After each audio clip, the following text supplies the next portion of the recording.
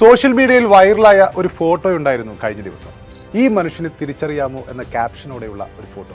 അതിനു ചുവടെ ഇങ്ങനെ കൂടെ എഴുതിയിട്ടുണ്ട്: ഒരിക്കലും ഒരു യഥാർത്ഥ ക്രിക്കറ്റ് സ്നേഹിക്ക് ഒരു കാലത്തെ ഈ ലോക 1-ാം നമ്പർ പേസറെ മറക്കാൻ കഴിയില്ല എന്ന അടിക്കുറിപ്പ്.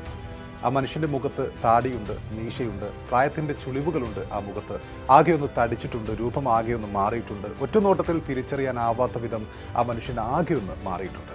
എന്നാലും സൂക്ഷിച്ചു നോക്കിയാൽ ഒരു യഥാർത്ഥ ക്രിക്കറ്റ് പ്രേമിയാണെങ്കിൽ നിങ്ങൾക്ക് ആ മനുഷ്യനെ തിരിച്ചറിയാൻ സാധിക്കും, ഉറപ്പാണ്.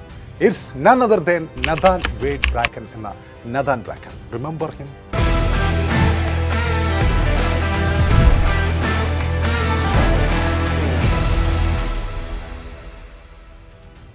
അദ്ദേഹത്തെ ഓർമ്മയുണ്ടോ? 2005-നും 2008-നും ഇടയിൽ ഓസ്ട്രേലിയയുടെ ഏറ്റവും മികച്ച സീം ബോളർമാരിൽ ഒരാൾ. 2006-ലെ ചാമ്പ്യൻസ് ട്രോഫിയിലും 2007-ലെ ലോകകപ്പിലും ഓസ്ട്രേലിയ നേടിയ വിജയങ്ങളിൽ നിർണായക പങ്കുവഹിച്ച താരം. ഒരു ഘട്ടത്തിൽ ഏകദിന റാങ്കിങ്ങിൽ 1-ാം നമ്പർ ബോളറായിരുന്ന താരം. ടീമിൽ അരങ്ങേറിയ 2001 മുതൽ 2009 വരെയുള്ള 8 വർഷങ്ങൾ എതിരാളികൾക്ക് നിരന്തരം തലവേദന സൃഷ്ടിച്ച മനുഷ്യൻ. പരിക്കുകൾ പിന്നീട് നിരന്തരം വേട്ടയാടിയപ്പോൾ അകാലത്തിലെ വിരമിച്ച ബോളർ. വിരമിച്ച താരങ്ങൾ പലപ്പോഴും പിന്നീട് കമന്റേറ്ററായും കോച്ചായും അമ്പയറായും എല്ലാം പ്രത്യക്ഷപ്പെടാറുണ്ട്. എന്നാൽ ഈ മനുഷ്യൻ അതിൽ നിന്നെല്ലാം പൂർണ്ണമായി മാറി ക്രിക്കറ്റുമായി പുലബന്ധം പോലും ഇല്ലാത്ത മറ്റൊരു ജോലിയിലേക്ക് പ്രവേശിക്കുകയായിരുന്നു. ക്രിക്കറ്റിലെ തന്റെ ചരിത്രങ്ങളൊക്കെയും എവിടെയും ബാക്കി വെക്കാതെ ദാ കണ്ടില്ലേ ഈ ഫോട്ടോയിലേതുപോലെ ഒരു അക്കൗണ്ട്സ് മാനേജറായി അദ്ദേഹം ഇപ്പോൾ തന്റെ ജോലി നോക്കി കഴിയുകയാണ്. Nathan Bracken. 2000-കളിൽ കളി കണ്ടിരുന്നവരുടെ മനസ്സിൽ ഇപ്പോഴും ഉണ്ടാകും അയാൾ. സ്വർണ്ണമുടികൾ പാറിച്ചുകൊണ്ട് ഇടങ്കയിൽ പന്തുമായി പോപ്പ ക്രീസിലേക്ക് ഓടിയെത്തിയിരുന്ന ഓസീസ് പേസർ. സ്വിങ്ങിന്റെ മറ്റൊരു മുഖം. നഥാൻ ബ്രാക്കന്റെ മഹത്വം എന്തെന്ന് ചോദിക്കുമ്പോൾ രസകരമായ ഒരു സ്റ്റാറ്റ്സ് മാത്രം കാണിച്ചു കൊടുത്താൽ മതി. ആ സമയത്ത് ഏകദിന ക്രിക്കറ്റിലെ ഏറ്റവും സ്ഫോടനാത്മകമായി ബാറ്റ് ചെയ്തിരുന്ന 2 പേർ പവർ ഹിറ്റേഴ്സ് ആയിരുന്നു. ഇന്ത്യയുടെ വീരേന്ദ്ര സെവാഗും ശ്രീലങ്കയുടെ സനത് ജയസൂര്യയും. അവർക്കെതിരെ നഥാൻ ബ്രാക്കന്റെ ബോളിംഗ് സ്റ്റാറ്റ്സ് ഇങ്ങനെയൊക്കെയാണ്: 139 പന്തുകളിൽ അവർക്കെതിരെ വഴങ്ങിയത് വെറും 90 റൺസാണ്. ആവറേജ് അവർക്ക് നേടാൻ കഴിഞ്ഞ ആവറേജ് 9 എന്ന ആവറേജാണ്. സ്ട്രൈക്ക് റേറ്റ് ആവട്ടെ 65 റൺസായിരുന്നു. 10 തവണയാണ് അവർ രണ്ടുപേരെയും നഥാൻ ബ്രാക്കൻ ഈ 139 പന്തുകൾ എറിഞ്ഞുകൊണ്ട് 90 റൺസിനുള്ളിൽ പുറത്താക്കിയത്. വൺ ഓഫ് ദ ബെസ്റ്റ് എന്ന് തന്നെ പറയാം. 2000-കളുടെ മധ്യത്തിൽ ഓസ്ട്രേലിയൻ ഏകദിന ടീമിന്റെ വിജയങ്ങളിൽ നിർണായക പങ്കുവഹിച്ച പ്രമുഖനായ കളിക്കാരനാണ് നഥാൻ ബ്രാക്കൻ. അദ്ദേഹത്തിന്റെ പ്രധാനപ്പെട്ട വിജയങ്ങൾ, നേട്ടങ്ങൾ എന്ന് പറയുമ്പോൾ 2003-ലെയും 2007-ലെയും ലോകകപ്പ് വിജയങ്ങളിൽ അദ്ദേഹം ഉണ്ടായിരുന്നു. ഓസ്ട്രേലിയ ഏകദിന ലോകകപ്പ് നേടിയ ആ ടീമിൽ അംഗമായിരുന്നു അദ്ദേഹം. അതുപോലെ 2008-ൽ ICC ഏകദിന ബോളിംഗ് റാങ്കിങ്ങിൽ ലോകത്ത് 1-ാം സ്ഥാനത്തെത്തിയിരുന്നു അദ്ദേഹം. പന്തിനെ ഇരുവശത്തേക്കും സ്വിംഗ് ചെയ്യിക്കാനുള്ള അസാധാരണമായ മിടുക്ക് അദ്ദേഹത്തിന്റെ പ്രത്യേകതയായിരുന്നു. കരിയറിന്റെ അവസാനം തുടർച്ചയായ കാൽമുട്ടിന്റെ പരിക്കുകളെ തുടർന്ന് 2011 ജനുവരി 28-ന് അദ്ദേഹം അന്താരാഷ്ട്ര ക്രിക്കറ്റിൽ നിന്നും ഔദ്യോഗികമായി വിരമിക്കൽ പ്രഖ്യാപിക്കുകയായിരുന്നു. ആ കാലത്ത് വിരമിക്കുന്നത് വരെയുള്ള 5-6 വർഷം, അതായത് അയാളുടെ പ്രൈം വർഷങ്ങളിൽ ഓസ്ട്രേലിയയുടെ ഏറ്റവും സ്ഥിരതയാർന്ന ഏകദിന ബോളർമാരിൽ ഒരാളായിരുന്നു നഥാൻ ബ്രാക്കൻ. അതായത് ഈ ഫോട്ടോയിലുള്ള താടിയൊക്കെ നിരച്ചുകൊണ്ടുള്ള ഈ ഒരു മനുഷ്യൻ. സ്വിങ്ങും അതുപോലെ ബോളിങ്ങിലെ നിയന്ത്രണവും എക്കണോമി ഇവയ്ക്കൊക്കെ പേര് കേട്ട ആളായിരുന്നു അദ്ദേഹം. 116 മത്സരങ്ങളിൽ നിന്നും 24.36 ശരാശരിയിലും 4.29 എന്ന മികച്ച എക്കണോമി റേറ്റിലും അദ്ദേഹം 174 ഏകദിന വിക്കറ്റുകളാണ് വീഴ്ത്തിയത്. 2006-നും 2009-നും ഇടയിൽ മാത്രം 2006-ൽ മാത്രം അദ്ദേഹം 46 വിക്കറ്റുകൾ വീഴ്ത്തുകയുണ്ടായി. 2007 ലോകകപ്പിൽ 16 വിക്കറ്റുകളും അദ്ദേഹം വീഴ്ത്തുകയുണ്ടായി. ഓസ്ട്രേലിയയെ കിരീടത്തിലേക്ക് നയിച്ചതായിരുന്നു ഈ വിക്കറ്റ് നേട്ടങ്ങളിലൊന്ന്. നിരവധിയുണ്ട് ബ്രാക്കന്റെ വീരേതിഹാസങ്ങൾ, നമ്മുടെ ഓർമ്മകളിലുള്ളത്, മറക്കാനാകാത്തത്. അതിൽ ചിലതിലൂടെ കടന്നു പോകുമ്പോൾ നമ്മളെ ത്രില്ലടിപ്പിച്ച ചില മത്സരങ്ങളിലാണ്, ചില മനോഹര ഓർമ്മകളിലാണ്, ചില വീരേതിഹാസങ്ങളിലാണ്. ഒരു വിക്കറ്റ് പോലും വീഴ്ത്താതെ, ഒരു റൺസ് പോലും നേടാതെ, ക്യാച്ച് അല്ലെങ്കിൽ റൺഔട്ടിൽ പങ്കെടുക്കാതെ മാൻ ഓഫ് ദി മാച്ച് ആവാൻ കഴിയുമോ സക്കീർ ബായിക്ക് എന്ന് സിനിമ സ്റ്റൈലിൽ ചോദിച്ചാൽ യെസ് ഐ ക്യാൻ എന്ന് പറഞ്ഞ് കൈ ഉയർത്തി ഒരു മനുഷ്യനെ, അതായത് നഥാൻ ബ്രാക്കനെ നമുക്ക് കാണാൻ സാധിക്കും. 2009 ഫെബ്രുവരി 15-ന് സിഡ്നി ക്രിക്കറ്റ് ഗ്രൗണ്ടിൽ ന്യൂസിലാൻഡിനെതിരെ ഓസ്ട്രേലിയ 1 റൺസിന് വിജയിച്ചപ്പോൾ അതിലെ മാൻ ഓഫ് ദി മാച്ച് ഈ നഥാൻ ബ്രാക്കൻ ആയിരുന്നു. അന്ന് 4 ഓവറുകൾ എറിഞ്ഞ അദ്ദേഹം ഒരു മെയ്ഡിനും 16 റൺസ് മാത്രമാണ് വഴങ്ങിയത്. തുടർച്ചയായി 10 ഡോട്ട് ബോളുകൾ ഉൾപ്പെടെ ഡെത്ത് ഓവറുകളിലെ അദ്ദേഹത്തിന്റെ കൃത്യത, സമർത്ഥമായ വ്യതിയാനങ്ങൾ, നിർഭയമായ പ്രകടനം എന്നിവ ന്യൂസിലാൻഡിന്റെ ചേസിനെ പൂർണ്ണമായും അന്ന് തടയുകയായിരുന്നു. ഓസീസിനെ വിജയത്തിലേക്ക് എത്തിക്കുകയായിരുന്നു. 2003-ൽ ഇന്ത്യയിൽ നടന്ന TVS കപ്പ് ട്രൈ സീരീസോടെയാണ് ഒരുപക്ഷെ നഥാൻ ബ്രാക്കനെ നമ്മൾ ശ്രദ്ധിച്ചു തുടങ്ങിയിട്ടുണ്ടാകുക. ആ ടൂർണമെന്റിൽ ഓസ്ട്രേലിയൻ സംഘത്തിലെ പേസ് ബോളിംഗ് ഡിപ്പാർട്ട്മെന്റിൽ സാക്ഷാൽ ഗ്ലെൻ മെഗ്രാത്തും ബ്രെറ്റ്ലിയും ജേസൺ ഗില്ലസ്പിയും ഒക്കെ ഉണ്ടായിരുന്നെങ്കിലും ഇടങ്കയ്യൻ പേസ് ബോളിംഗിന്റെ വശ്യ സൗന്ദര്യമായി ക്രിക്കറ്റ് ആരാധകരുടെ മനസ്സിലേക്ക് ചേക്കേറുകയായിരുന്നു അന്ന് നഥാൻ ബ്രാക്കൻ.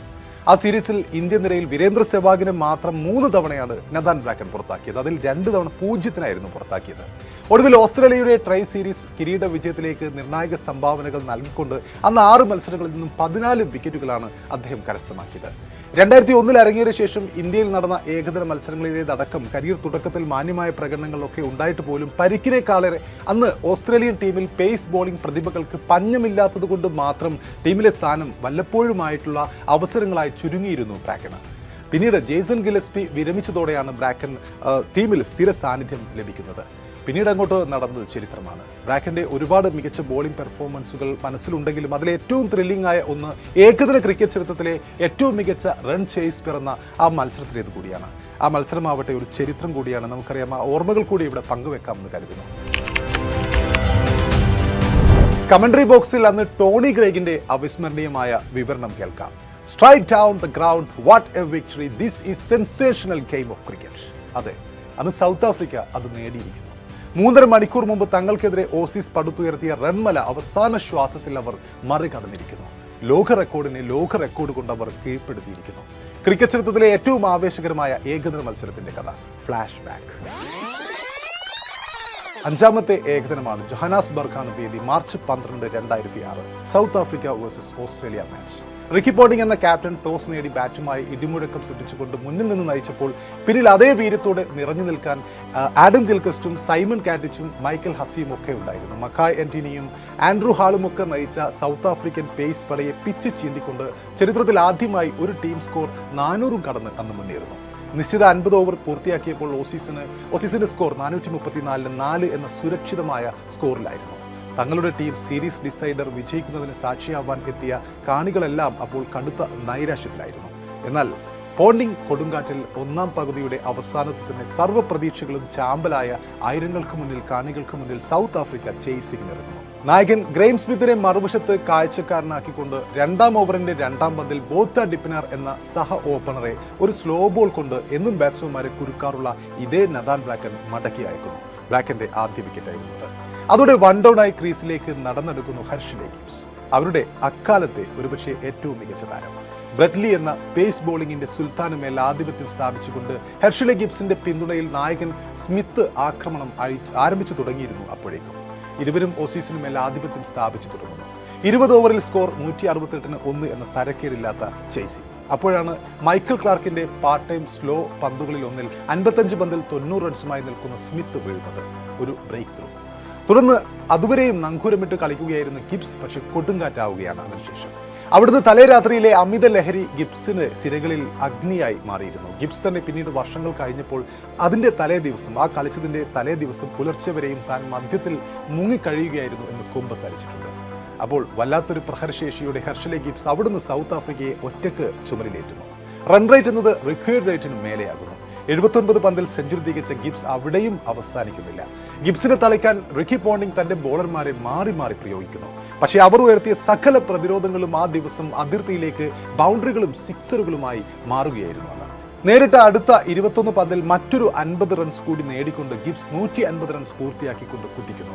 30 ഓവറിൽ സ്കോർ 279-2 എന്ന നിലയിലെത്തുന്നു. ഗിബ്സ് എന്ന ഒറ്റയാൻ സർവ്വതും തകർത്തുകൊണ്ട് മുന്നേറുന്നത് തടയാൻ നായകൻ റിക്കി പോണ്ടിംഗ് ആദ്യ സ്പെല്ലിലെ ആദ്യ ഓവറിൽ തന്നെ വിക്കറ്റ് കൊയ്ത്ത് നടത്തിയ നഥാൻ ബ്രാക്കനെ വീണ്ടും പന്തേൽപ്പിക്കുന്നു. അതുവരെ ഗിബ്സിന് സ്ട്രൈക്ക് കൈമാറുക എന്നൊരൊറ്റ ലക്ഷ്യവുമായി ക്രീസിൽ നിന്ന് പിന്നീട് ഇതിഹാസമായി തീർന്ന AB ഡിവില്ലിയേഴ്സ് പുറത്താകുന്നു. അതിനുശേഷം ലോകത്തിലെ ഏറ്റവും മികച്ച ഓൾറൗണ്ടർ ജാക്ക് ആലിസ് ക്രീസിലേക്ക് എത്തുന്നു.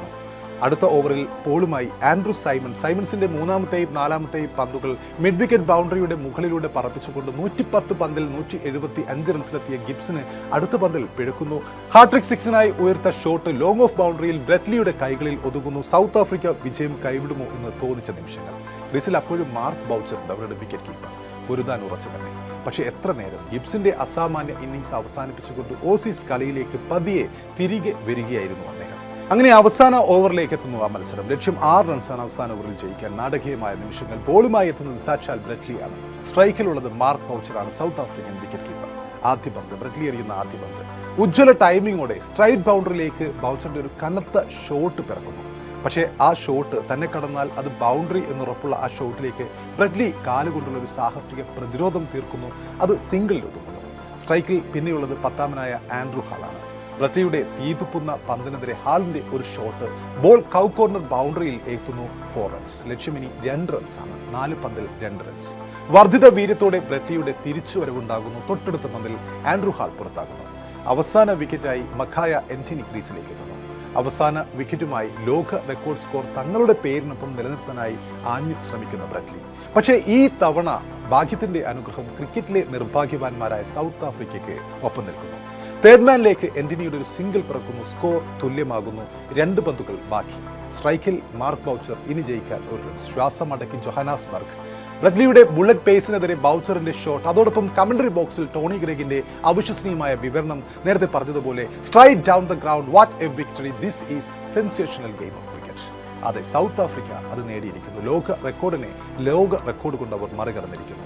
ആ ഹൈ സ്കോറിംഗ് മാച്ചിലും സർവ്വ ബോളർമാരും തല്ലുകൊണ്ട് വശം കെട്ടപ്പോഴും അവിടെ തലയുയർത്തി ഓസീസിനായി രക്തം വിയർപ്പാക്കിക്കൊണ്ട് ബോളുമായി പൊരുതാൻ അന്നേ ദിവസം നഥാൻ ബ്രാക്കൻ ഒറ്റക്കായിരുന്നു.